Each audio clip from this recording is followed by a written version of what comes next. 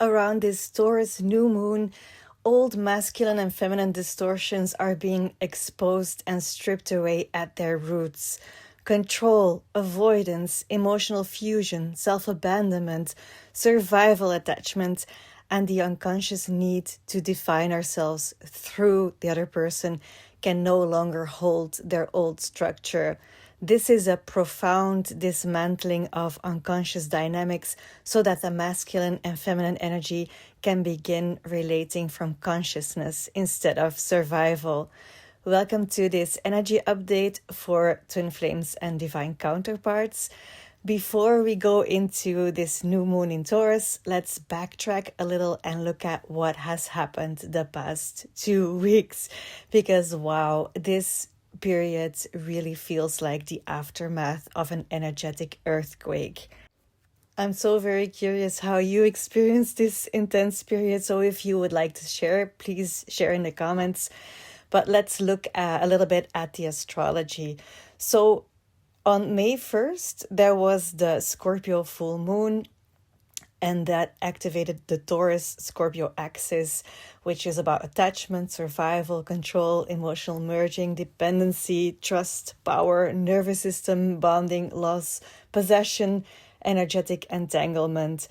But what made this full moon unusually intense was the broader field around it, because Pluto stationed retrograde in early Aquarius on May 6th.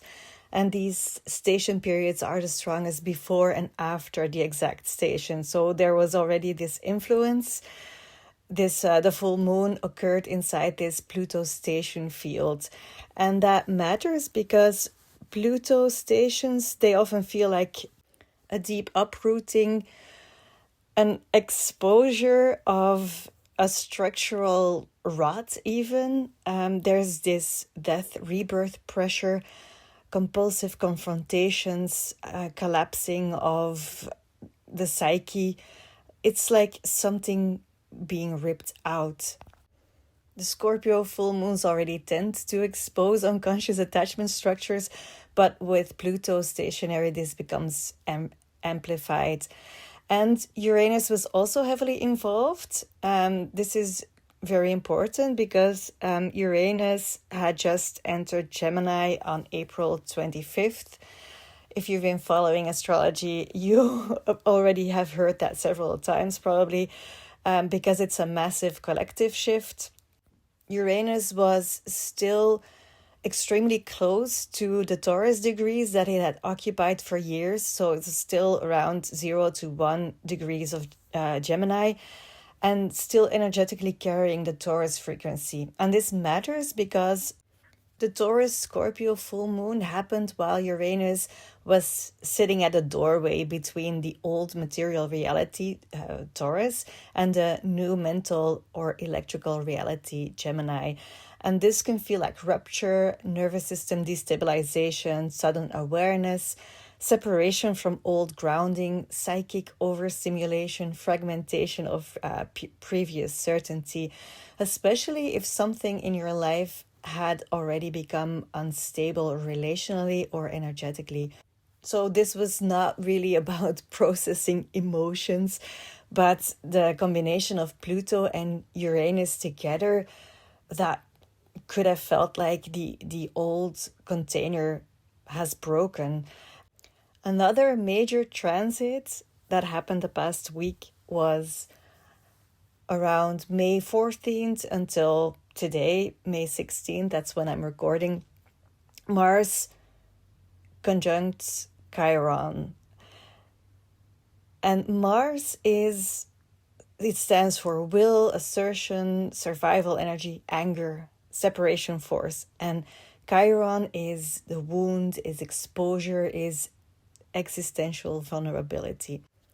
So when Mars conjuncts Chiron, this often correlates with raw exposure, with an injury to identity, confrontation with pain, with anger surfacing, with shame, and with a rupture around selfhood. And something is saying, I cannot keep bypassing this. And because this is happening in Aries, The wound is connected to our existence, to our autonomy, to our self-definition, to I have the right to exist as I am. So what you might experience or might have experienced the past few days is a deep activation of shame, where you think, why is this coming up again, and why is this so intense again? Also, you might see yourself fighting not to collapse into another person's definition of you. What's happening really is an invitation to reclaim selfhood. You might feel the terror of self-erasure, and you might be really trying not to abandon yourself. There's this tension between a part of you saying, but this is who I am. I cannot abandon myself anymore. And another part of you might be saying, but am I really allowed to be myself? Am I hurting other people by being myself? So this is the background where this Taurus new moon on May 16th is happening. And it's happening at 25 degrees 57 of Taurus on May 16th at 8 p.m. UTC or 10 p.m. CET. And this new moon is also not isolated.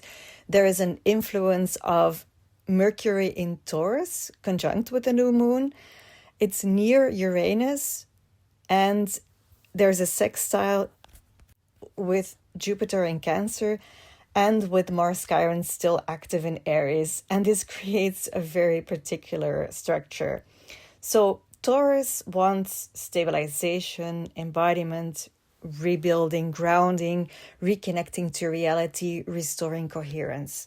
But Uranus nearby says the old foundation is gone. So where you would expect this new moon to be about grounding, it's more about rebuilding after destabilization. And as I mentioned, Mercury is conjunct the new moon in late Taurus, and this often manifests as a reframing of reality, a changing of internal narratives, a reorganizing of perception. It's saying, I cannot think about this the old way anymore. And because Mercury is close to Uranus, this can bring sudden insights, shocking realization, nervous system overstimulation. It can create a sense of, an abrupt clarity. Now, on May 17th, Mercury enters Gemini. So Mercury leaves Taurus and enters Gemini, and this will speed up everything mentally, and you might notice increased mental movement and more clarity after the heaviness of the past few weeks, a faster processing, many realizations at once, and a stronger need to communicate or understand. And this can feel overstimulating after the heaviness of the Scorpio-Taurus axis. Then on May 18th, Mars enters Taurus, and this is a major shift. Mars moving from Aries into Taurus changes the energetic field dramatically, because in Aries, Mars is rupture, urgency, exposure, reaction, and in Taurus, Mars becomes slower, more embodied, persistent, and it can feel like the dust will start to settle. Your body will start to process. You might feel exhausted. Your nervous system will slow down. And Mars in Taurus can also create this stubbornness, holding tension in the body, and a difficulty to let go. So the coming days may feel less explosive emotionally, but a lot more physical. And then on May 20th until 22nd, there's the next major doorway. There's a major Uranian activation. On May 20th, the Sun will enter Gemini, and on May the 22nd, the Sun is conjunct Uranus in early Gemini.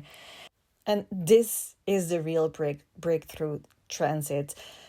You can feel like a sudden liberation, an identity shift, unexpected communication, awakening moments, or seeing everything different now. It can really feel like an ignition point of a completely new cycle. Now, what does this all mean for the masculine and feminine energy? Because the past few weeks have carried a very particular tension between the masculine and feminine energy.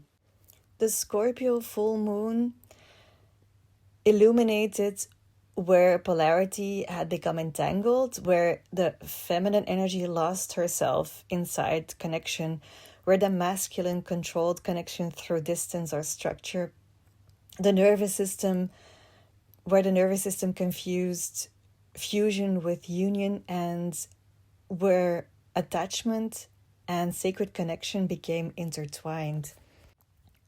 It felt like an unraveling of what was intertwined. And with Pluto stationing, this amplified dramatically. So for a lot of you, this period could have felt like the old masculine feminine configuration could no longer survive anymore. Not because the connection was not real, but because the structure underneath it was unstable. And then with Mars conjunct Chiron in Aries, this probably was the most important transit for the masculine energy specifically. This conjunction exposed the wounded masculine identity, the fear of acting, the fear of hurting, fear of separation, shame around power, the inability to hold direction cleanly. And this could have manifested in many ways: in avoidance, indecision, control, emotional withdrawal, the inability to sustain clarity, and also oscillation between approach and retreat. So what was happening was the masculine energy was trying to separate or individuate without becoming destructive. And this is something that you can experience in your connection, but also in yourself. So what I said in the beginning of my video about Mars conjunct Chiron in Aries is how that could have felt inside of yourself, that shame coming up, trying not to lose yourself in the projections or perspective of other people. It could also have come up in your connection where the masculine would also have been trying to stay true to himself without, well, with this fear of being destructive if he stays true to himself. So that was the real tension the past few weeks, on the masculine side at least. And on the feminine side, this new moon in Taurus is asking the feminine energy to stop organizing herself around external response, to stop defining safety through relational continuity, and to stop collapsing embodiment when connection destabilizes, and to really become internally rooted. So Scorpio uprooted these old fusion patterns, and Taurus is really asking, what is remaining when all of this collapses? Can I remain inside myself, grounded in myself? So this is all about embodied self-containment.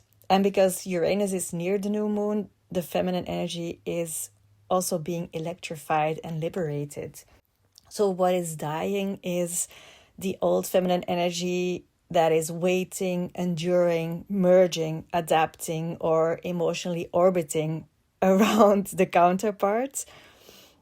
That's what really is dying. And of course, many of us have already let go a lot of those parts of us that were doing that. But this was yet another collapse, a deeper collapse. It's about deeper embodiment. And Uranus is really saying the feminine must become conscious and sovereign. It doesn't mean closed, it doesn't mean disconnected, but really internally self-organizing.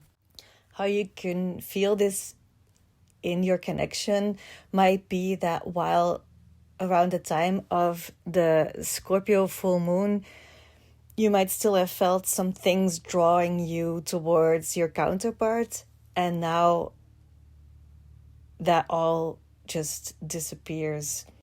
It's like the tension just dissipates. Maybe not all the time, maybe not all at once, but there are these moments where you could feel, I'm here, I'm in my body, this is who I am. And there might also be moments where you really dislike your counterpart or even feel some sort of repulsion for the way that they are behaving. That doesn't mean that you don't love them anymore or that the connection is over. It just means that you're more going in a deeper embodiment. You're becoming more sovereign, and the repulsion will also pass. But it can feel like you've been experiencing this elastic band has been there for the entirety throughout your connection, and suddenly it's gone. So the masculine and feminine energy are both being forced out of distortion. And Uranus entering Gemini will change the masculine energy long term. It radically destabilizes the old masculine cognition. It accelerates awakening, multidimensional perception, nonlinear thinking, nervous system evolution, and really a deconstruction of rigid identity. The masculine energy collectively is entering a phase where rigid certainty cannot survive. But initially, this can create fragmentation or instability. So yes, there may be an awakening, but also a destabilization. What's actually happening underneath this all is a purification of polarities.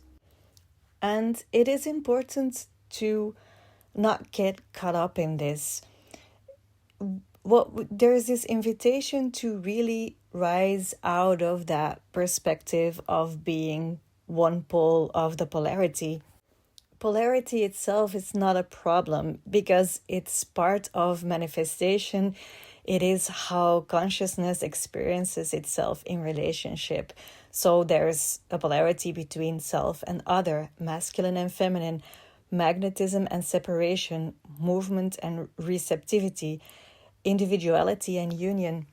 This is how consciousness experiences itself in the 3D reality. Without polarity, there is no experience, there is no creation, no becoming.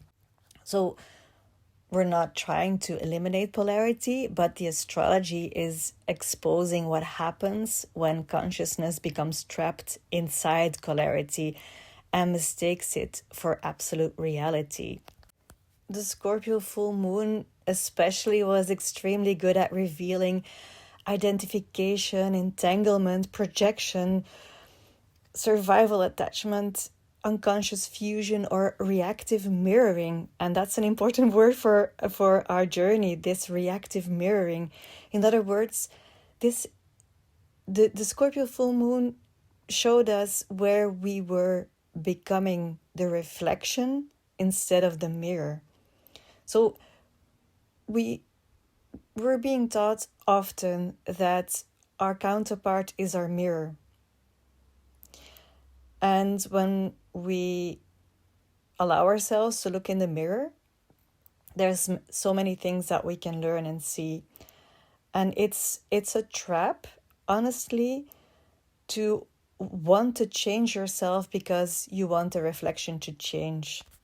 I have done that so many times.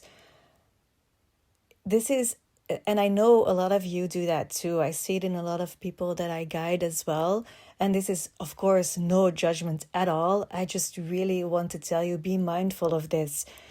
If you look at the mirror that your divine counterpart is, please don't use that information or perspective to change yourself, to transform yourself so that they would change, so that they would also shift out of whatever it is that they're in, and so you could be together. It will not work. This is the spiritual ego. This is the ego using spiritual information from another level of consciousness. We are being invited here to transcend the polarity, to become the mirror instead of its reflection. Well, it's not about becoming the mirror, we already are the mirror, but it's about realizing that we can stop identifying with the reflection, or I should say with the object. So there's always an object or subject looking at itself, looking at the reflection in the mirror. What I'm trying to say is we are the mirror, not the object or the reflection. Because when we only identify with ourselves as the subject looking at its reflection, we collapse fully into polarity. We forget ourselves. And then the masculine becomes trapped in reaction, defense, avoidance, control, separation, and the feminine becomes trapped in longing, fusion, waiting. And what happens is that each pole of the polarity unconsciously defines itself through the other. And what I said earlier about that elastic band suddenly dissipate, that's realizing that we are not defined through the reflection, or we are not defined through being that subject that is looking in the mirror. The mirror is aware of what is happening in polarity without becoming lost inside it. The reflection or the subject believes, I am this. And this is really a profound difference. And Taurus, this new moon in Taurus, is not transcendence through escape. It is consciousness remaining present inside form, inside the body, inside sensation, inside destabilization, inside attachment activation, and inside uncertainty. So yes, this is all very, very intense. And the purpose is, can I disidentify with this and still be in the middle of it? It's not a spiritual escape, it's embodiment. And Taurus is not recreating the old structure, it's learning how to remain conscious while the old structure dies. It's really remaining conscious while polarity is moving through us. Can you observe contraction without fully becoming it? Can you let structures die without believing consciousness itself is dying? Can you stop trying to resolve the tension? A couple of years ago, I created this meditation that is called You Are the Mirror. And this would really help in transcending that polarity and really connecting with you as the mirror and not the subject or the reflection. I will put the link up if you're interested in that. It's on my Substack. And this is a really, really important skill on the journey that we are on. Because in the twin flame connection, we are very sensitive to the energy of our counterparts. If you experience the third energy, you will know that we are very, very easily influenced by what our divine counterpart is going through, even if there is no physical contact. So we pick up what is going on in the field, and if we are not conscious of what is happening, we will start to identify with it or just express that unconsciously. So this new moon is helping us to learning to deeper embody, to deeper anchor our own presence, and to really transcend that polarity and see it for what it really is. It helps us to not sway with the wind or the the flow or the distortions of energy that we pick up from the third energy field.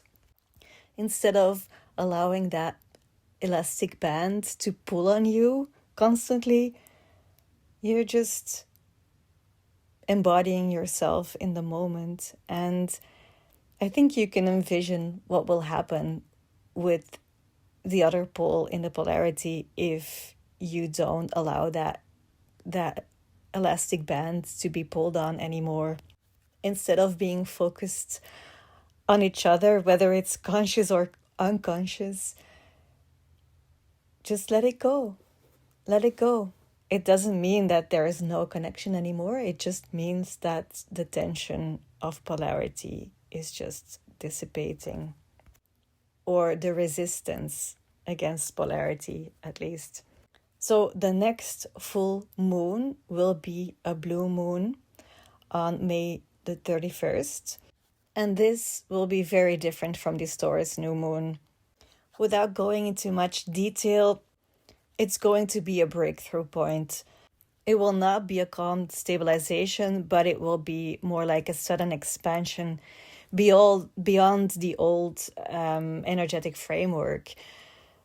It's a Sagittarius blue moon, which is about meaning, truth, higher vision, freedom, unconscious expansion, perspective, transcendence, and the bigger picture. So you can already see that this will help you in transcending that polarity.